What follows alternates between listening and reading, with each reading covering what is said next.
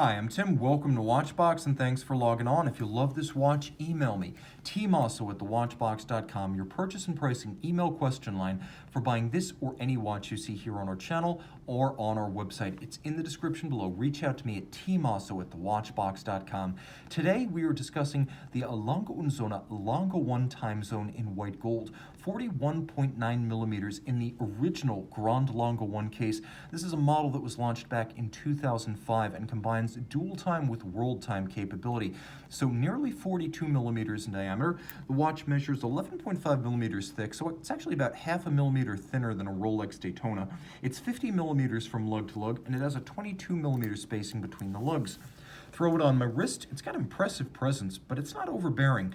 The white gold is impressive, and it has a sterling silver dial that adds a little bit more precious metal purity, and in addition to the precious metal purity, precious metal mass. It is a thin watch and slides easily underneath the dress cuff. You can see this over the top shot. There's enough clearance on the edge of my wrist, and then the down the barrel allows you to see that the curvature of the lugs helps it wear better on a borderline wrist. And I would say a borderline wrist for this watch is probably about 15 centimeters circumference. I wouldn't go much smaller. Now taking a look at the hardware and the software, the watch has a black strap, large rectangular scale alligator leather. It's a semi-gloss finish. It is bolstered to add some volume. You can see that the edge is folded. It has a monotone stitch, and then on the underside, this is a factory strap from a Lange Sohne, and it is in very good condition. Not brand new, but very good condition. Taking a quick look at the buckle, you can see it is white gold to match the case. You can see AU 750, a full deploying clasp. This is not something that is common on Lange watches. The use of a deploying clasp here suggests that the original owner of this watch ordered an optional upgrade when he purchased his Lange 1 time zone. Now taking a look at the case band, some Lange cases are all of polish, and I appreciate the contrast of the satin finish along the case band of this one. The case back is polished and stepped inward, so the watch appears even thinner than it is when on the wrist. There's also polish to contrast with the satin.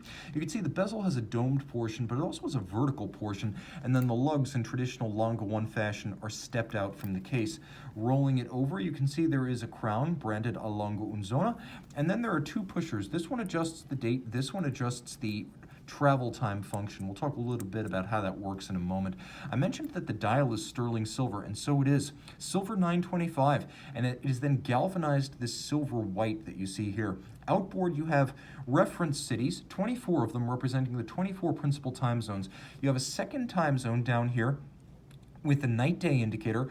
Both local and reference time zones on this watch feature night-day indicators. That's uncommon on travel time watches. There is a power reserve indicator, which is loomed for the 3-day manual wind power reserve, and you have a double-digit date. Now you can see how I'm able to change the double-digit date with the pusher up at 10 o'clock. But now I'm also able to change my reference city, that little white gold triangular index. Now my reference city is Riyadh. Now I'm in Dubai. Now I'm in Karachi, Pakistan. What if you want to set everything all at once? You pull the crown out. Note that the small constant seconds stops when I pull the crown out. It does feature hacking seconds. Everything adjusts in sync right here. And when I change my reference city, you can see the watch does the math for me, and that second dial jumps along to correspond to the time in those cities. But what if I want to set these two time zones independently? Well, in order to do that, I will push down the trigger for the cities, and then I will turn to adjust the local time backwards while I freeze the reference time. Note how the hour in the reference time zone is not changing. That's how you set these two independently. Now ripping to the backside. This is a watch that's like, I don't know how to describe it. A work of art on your wrist is a cliche, but it's really almost like the mind of Dr. Manhattan. All those wheels turning, so much going on, so much intricacy. And frankly, on one level, I can't understand how humans can execute this sort of thing. The second bridge represents the travel time mechanism, and it uses spiral-style spokes that evoke the Saxon pocket watches of the 19th century. It is a freehand engraved bridge, but so is the balance cock. You can see black polish on the pegs locating the bridges, as well as the case clamp screws, the cover of the escape wheel, and the swan's neck. German silver bridges, you can see the primary bridge is a 3/4 style bridge to evoke the pocket watch era, as most Lange styling elements are. The German silver is a nickel copper zinc alloy with copper the dominant color, giving that golden hue. You can see there's engine turning on the base plate. There's mirrored anglage on the edge of every bridge, including the axis panel at the center.